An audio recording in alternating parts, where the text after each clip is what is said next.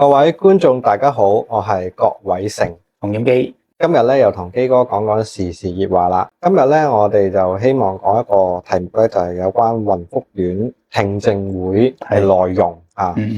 咁啊，大埔雲福苑咧個大火咧就喺上年就造成至少168人死亡啦。當中咧有唔少嘅民間嘅聲音啦，學者又有，傳媒又有，都係希望了解事件嘅真相。去到3月19號咧，獨立委員會咧就正式開咗第一場啦。當中咧亦都揭露咗好多即係令人嘩然嘅一啲嘅事件嘅內容。咁我哋不妨咧就分5個部分嚟講啦，5個比較大嘅部分。第一咧就係棚網唔阻燃啦。第二就係工地裏邊咧有工人食煙嘅問題啦。第三就係逃生通道嘅窗戶被改裝啦。第四就係火警警報咧被關閉啦。第五咧就係消防喉轆咧都被關閉嘅。呢5個問題咧就係完全係顯示出係全部都係人為嘅疏忽啦。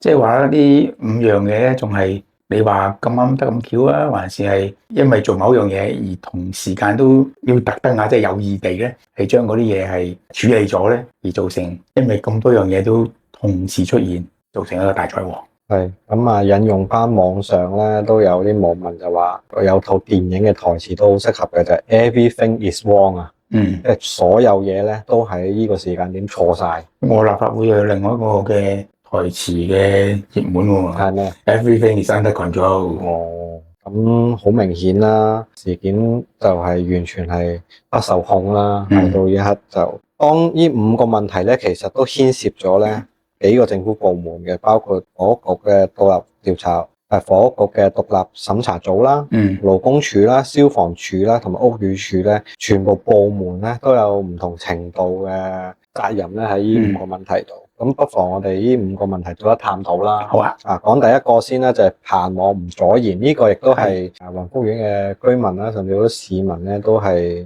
講咗好多次噶啦。呢個就係喺呢個喺呢個獨立委員會之前咧，已經唔少嘅傳媒咧，甚至係一啲嘅社區嘅人士咧，都爆料話雲福苑嘅棚網咧喺好早嘅期間咧已經被獲悉咧係不阻燃噶啦。而且亦都有事件發生嘅1年前咧，就已經係有市民咧係將一啲嘅棚網能否阻燃咧係去測試過，交俾有關政府部門，都話咧提醒政府部門，喂，有問題喎。直至呢個獨立委員會嘅官方內容啦，我哋稱之為官方內容公布後咧，就會有官方嘅定性啦，就係終於定性為呢個棚網係的確存在造假問題嘅。當中咧，雲業嘅董事咧，當然係最大責任啦。佢係將一啲非阻燃嘅棚網，就講為係阻燃嘅棚網，蒙騙居民同埋蒙騙呢個所謂嘅各界啦。咁當中咧，房屋署嘅 ICU 啦，佢都有巡查嘅喎。但係巡查之前咧，喺呢個聽證會度咧，竟然爆出係通水喎。即係話我聽日即係同個承建商話，我明天咧就會嚟查啦，O 唔 OK 咧？咁佢就 OK，咁預先咧講完 OK 咯，即刻咧將接近地下嗰啲棚網咧就換成由一個非阻燃嘅棚網換成阻燃嘅棚網。當 ICU 去調查嘅時候咧，佢就燒一啲阻燃棚網，過關。我哋先一路討論一下咧，就係有官員去巡查通水咧，其實我哋做地區議員咧，呢幾十年裏面咧都有聽到嘅。特別係房屋署嚟講啦，即係每一次聽日有大人物嚟咧，今日咧就突然間全面地大清洗地啊，就係掃垃圾啊，乜嘢都搞到乾乾淨淨。咁你好明顯就係呢個係通水啦，但係通水係令到房屋署嘅下面嗰度一直即係整翻乾淨嘅屋邨啦咁。但係呢個就通水之後咧，即係可以你話令到嗰個即係公司啊等等甚至係保安嘅公司啊、管理公司可以早1-2日預備好，做得咩都好咧，都係總之係嗰個貴賓嚟到之後咧個印象 OK 嘅。即係平時一般嘅我哋覺得唔係幾好睇喎，咁嗰啲嘢就見唔到啦。另外啲情況咧，我哋都遇過咧，就係捉小販啦，即係無牌小販。即係話咧係某個部門啦，我哋要去某條街啊，特別嗰條街咧無牌小販嗰段時間係好差，咁佢又會去捉但係之前咧就硬係有啲小販咧，就好似事先知道，誒聽日有事咧，聽日唔好出現啦咁又真係咁拉喎。但係佢都拉到人嘅，但係就有啲人咧就永遠都拉佢唔到嘅。咁即係以往我哋做地區議員都聽到好多啲咁嘅嘢，但係個問題聽始終係聽，我哋冇啲白紙黑字嘅證明啊嘛。係，但係我原本我都預咧都會有類似咁嘅情況，即係通水呢樣通水嗰樣。但係今次咁清楚一個白紙黑字嘅情況咧，咁當然呢個係捉到中啦。咁當然我哋民間都知道有呢啲咁嘅所謂通水，咁政府部門係咪又唔知有呢啲通水咧？還是佢自己都通水，所以就知道都常態嚟噶咯？於是就當常態唔理啦。其實都好同意基哥啱啱所講啦，有部分嘅政府部門咧行動之前咧就所謂有個默契啦，即係通知對方啊或者係涉事嘅人將會有呢個行動。但係咧通水係一部分，但係嗰個工程商、個承建商造假咧又係另一部分。咁佢同佢講咗之後，俾咗個機會，有時間佢去造假。因為佢係唔係好似啱啱基哥所講嘅情況，佢係做翻佢正常嘅本分啊嘛。佢係以一啲非法嘅行為去掩蓋佢自己錯失嘅地方。另外咧，嗰個 ICU 咧去到咧，又真係淨係聽晒個承建商講，即係佢去邊度查，又唔會去自己突擊又去查下高層少少嘅，中高低都查。係啦，中高低都查，又前後左右都查。又淨係聽晒對方講話啊，查呢度啦，查完啊 OK 冇事，咁就俾佢過關。呢個就係通水之餘咧，佢哋有缺失嘅部分。我覺得呢個通水咧本身咧係，就算你話唔係犯法咧，我又覺得係違規嘅。因為當你俾某一啲人知道咗之後，嗰個人咧又係好老實嘅，老實過老實嗰啲人咧，咁啊 OK 啦。但係稍為有一個，我就算10000個有一個唔老實。有10000個有一個犯規，你都令到呢一個咧係你係放佢走嘅，係主動放走佢，主動叫佢繼續犯法。呢個效果係咁樣啊嘛。而當然呢個效果，如果你有咩頭先講屋邨清潔啊，或者捉小販咧，係冇死人啊。但係今次嗰個問題咧，係講緊係維修啊，講緊防火啊，呢啲樣樣都可以有機會死人。而你有機會死人之下，而政府嘅負責部門係冇諗過1/1000嘅可能都不應出現，呢個係咩咧？係政府負責嘅部門嘅職員嘅價值觀嘅行政處理，同埋係呢一個我哋一路話香港嘅公務員咧係世界一流，而一流到係特登有漏洞，解釋唔到啊，大佬。而涉及棚網造假另一個部門咧，就係所謂勞工處啦。勞工處咧，亦都係收到雲業所提交嘅假證書啦。因為佢係以一啲非阻延嘅棚網換成阻延棚網，所以佢嗰啲證書係假嘅、偽造嘅。而佢哋亦都未實地考察過成個工地現場啦，就批咗佢呢個棚網為呢個阻延棚網，亦都係令到成件事咧係令到個火勢蔓延得咁快嘅主因之一。呢個係咪有政府部門解釋話，但係全香港但係1000幾萬都唔知幾多萬啊嘅維修嘅嘢，咁我點啊？我真係睇文件嘅啫喎，我點可以個個都走去查？除非政府俾多2、3、4倍人手我啦，咁我得咁少人手，我就只能夠睇文件嘅啫喎，哥。咁呢個答案你又接唔接受咧？呢個當然不接受啦。咁首先第一樣嘢咧，佢個假證書咧，其實就係遞交翻佢24年曾經遞交嘅證書，即係證明咧勞工處其實係有底嘅。即係佢收多一份同樣嘅證書咧，可能就係改咗日期、改咗時間，但係咧個內容咧理應係一樣嘅，即係收咗重複嘅假文件。第二咧就係未進行一個實地考察咧，都係證明係敷衍了事啦嚇，因為你一個政府部門俾一個承建商聲稱話呢個係一個合格嘅，你又淨係相信一個證書，仲要係假嘅證書，加上唔去主動去做一個實地考察咧，呢個都已經係一個好大嘅問題。政府部門當係一啲好似讀書咁樣，即係你交畢業論文啊，睇下你啲邏輯啊啱唔啱啊，啱腳點啦咁樣，即係寫好容易啱嘅，邏輯啊寫好容易嘅，1+1等於2，2+2等於4。但係當你讀到去之後，原來唔係1+1啊，大佬係原來1減2啊，等於-1啊。係咁呢啲你咪淨係睇文件睇唔到咯。但係個問題就話，你政府真係如果去到真係唔夠人手啊，係唔係可以定一個價錢嘅標準咧？譬如話你低過1萬蚊咧，我就淨係睇文件噶啦；多過幾多萬咧，我就要咧就係睇下啲文件嘅真假啦。再高過某個錢，譬如你講緊你幾千萬幾億，咁你係咪真係要落實揾人落去睇咧？即係咁你咁大規模，譬如恒福苑咁樣8座大廈，佢呢個定係大規模啦，你點可以淨係靠文件睇個學生點寫喎？個學生梗係寫到1+1等於2啦。咁呢個 ABC，你公務員咁有經驗，竟然睇唔到睇唔通，呢個又係違反我哋嗰個公務員，香港公務員係全世界最好嘅，行政上面做得最啱嘅。呢個真係 ABC 都錯。好，咁啊，關於個爬網造假，單單一個事件咧，已經牽涉多個政府部門啦。關於第二個問題咧，就係工地裏面有工人食煙啦。咁啊喺大火之前，其實有唔少嘅居民咧都影到有工人食煙啦，喺個工地度亦都係多次咧投訴啦。而呢個聽證會咧，亦都初步咧定性咧係由煙頭引起嘅。事實證明咧，係工人食煙咧係一個好大嘅原因咧，係導致呢個雲福苑火災啦。工人食煙呢個問題咧，亦都被市民居民多次投訴啦。咁負責嘅部門咧就係勞工處。勞工處咧就聲稱咧巡查16次，都冇一次見到工人食煙。當然呢個又唔知佢有冇涉及通水嘅情況啦，即係話我明天會嚟驗下啲工人有冇食煙啊，你哋睇住啊，執生啊咁樣。呢個又唔知喎。之前可能都冇諗呢樣嘢嘅，但係原來有通水呢個事真正發生過嘅話咧，你就不難令人咧就係理解咧，即係通水係一個常態。咁勞工處係咪通水？所以勞工處係次次咧都揾唔到，但係啲街坊咧唔通水咧，就次次都揾到喎。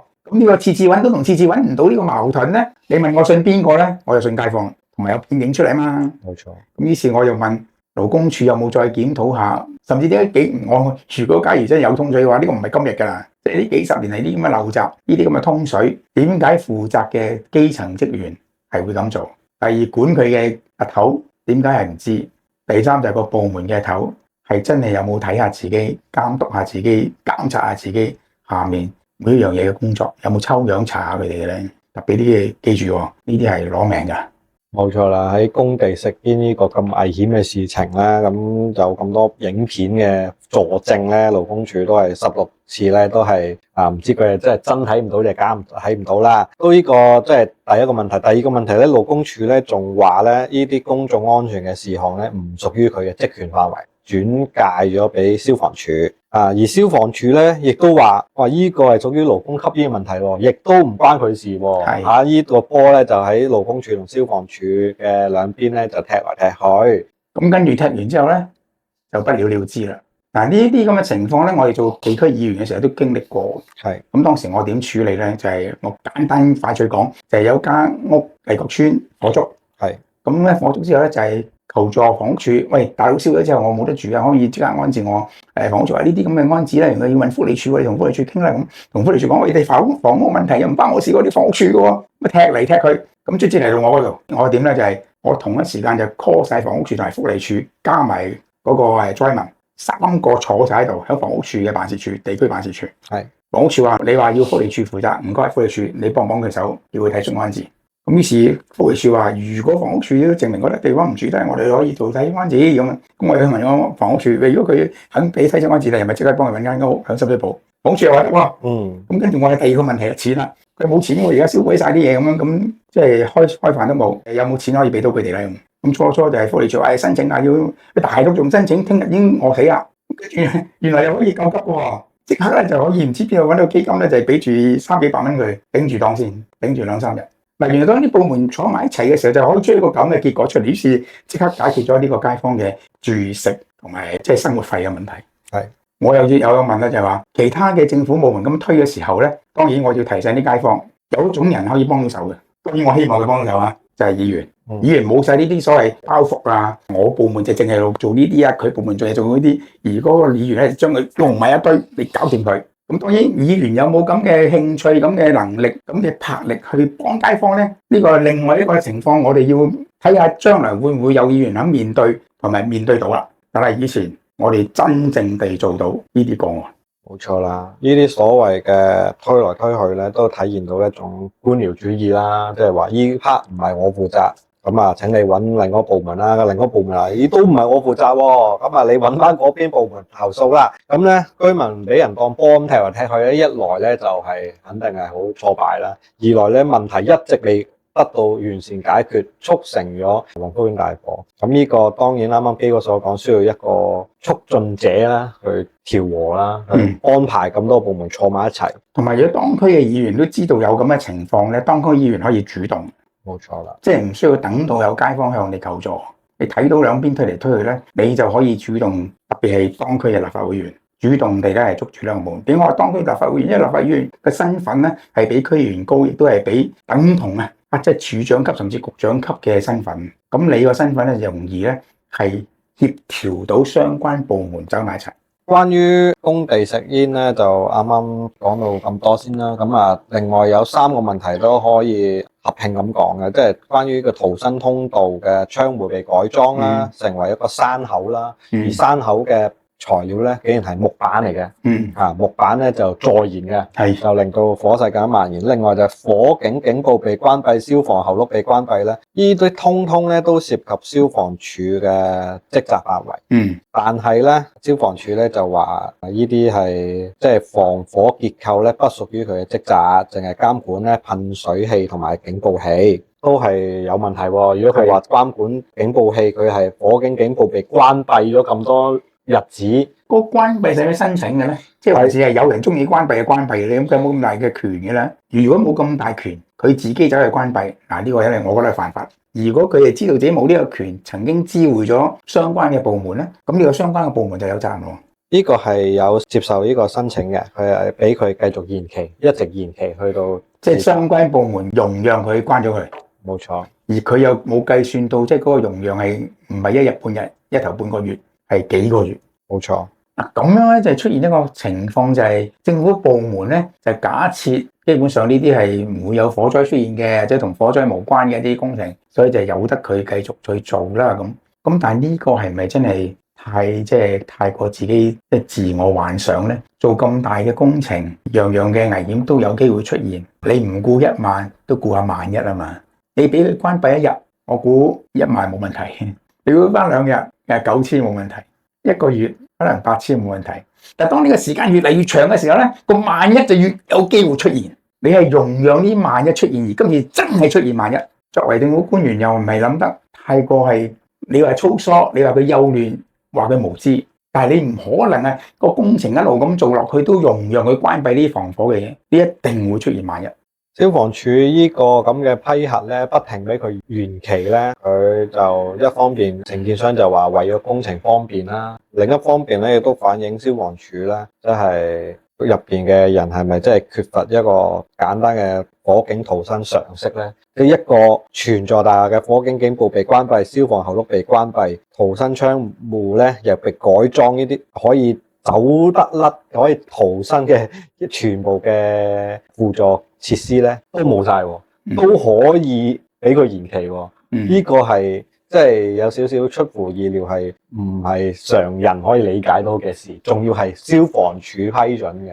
呢啲正正係常人愚蠢嘅做法，完全冇專業。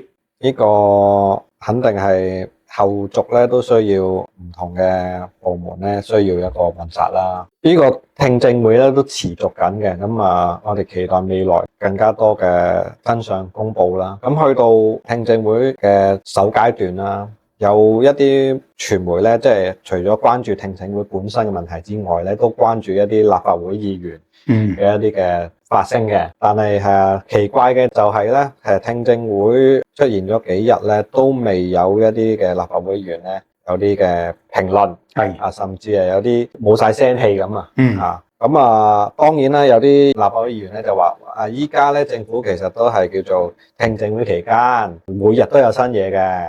依家評論咧唔係咁適合，又點睇咧？基哥，我日日都睇到聽證會之後咧，啲街坊出嚟評論嘅，甚至出嚟鬧嘅，係咪嗰啲街坊唔應該出聲咧？唔應該鬧咧？唔應該評咧？你睇評乜啊嘛？即係當然你話評整件事件嘅大局有啲咩問題，大局政府有啲咩要改善，呢啲可能真係要等待呢個聽證會完啦。